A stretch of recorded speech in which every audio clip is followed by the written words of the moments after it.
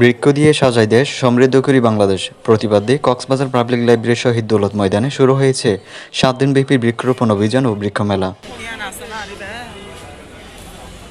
বৃহস্পতিবার সকালে বেলুন উড়িয়ে বৃক্ষমেলার উদ্বোধন করেন জেলা প্রশাসক সালাউদ্দিন। তিনি বলেন, প্রাকৃতিক দুর্যোগে একমাত্র গাছ হয়ে রক্ষা কবচ হিসেবে কাজ করে, তাই জীবন বাঁচানোর জন্য গাছ দরকার।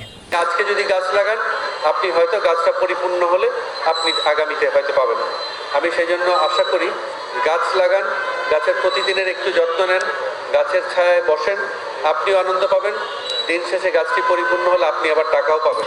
এই সময় পুলিশ সুপার রহমতুল্লাহ, বন বিভাগের কর্মকর্তা কর্মচারী, স্কুল শিক্ষার্থী সহ স্থানীয় গণ্যমান্যরা উপস্থিত ছিলেন। বৃষ্টি এবং অতি উষ্ণতার সৃষ্টি হচ্ছে, এটাকে প্রতিরোধ করার জন্য আপনারা প্রচুর বৃক্ষ লাগান।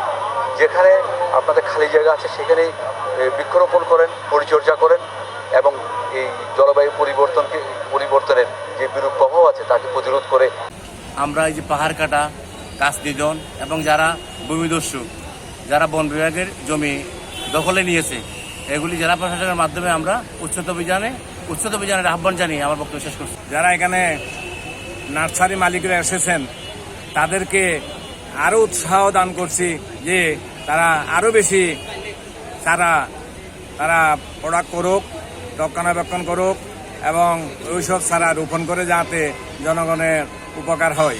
যারা নিজের উদ্যোগে বাড়ির আঙ্গিনায় যারা নার্সারি করেছে তাদেরকে অভিযানের মাধ্যমে তাদের খুঁজে এনে তাদেরকে পুরস্কৃত করা উচিত ছিল। তাহলে এখানে পাবলিকলি মানুষ উদ্বুদ্ধ হতো এবং আরও বেশি গাছের চারা রোপণ করতো। এর আগে অনুষ্ঠিত হয় বর্ণাঢ্য র্যালিতে জেলা প্রশাসক কার্যালয় প্রাঙ্গণ থেকে শুরু হয়ে প্রধান সড়ক প্রদক্ষিণ করে।